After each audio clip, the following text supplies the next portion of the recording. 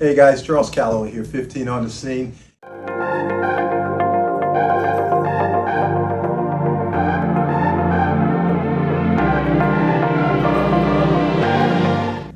So when you're training, what would you say, if you did it all over again, would you choose to own a business or just be a private eye and work on projects? You know, I've gone back and forth with that. Really? I don't, sometimes I'm like, oh, this is so much. And it's, and depending on the week and depending on the cases, it can be really heavy. Okay. So it's sometimes nice to just be the PI, but I don't know. I feel like God has a lot more for me than just being in the field. I feel like I can do a lot more. I can help a lot more. My knowledge and expertise at this point just come into play a lot better than just being in the field. Okay. So I probably would choose to be a business owner. Okay. Yeah. I respect that. Yeah. Now, so you brought God into the conversation. So how does that, because when I think of PI work, okay, I think of the stereotype, right? I'm like sleuth under, watching, somebody's watching you kind of thing. Yeah. And we're watching. Yeah. And you kind of see I guess you see people for what they really are.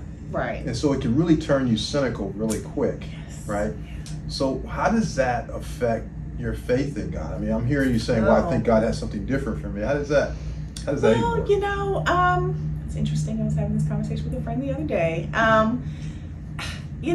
God is all-knowing, right? He is omniscient, omnipresent, all of those things.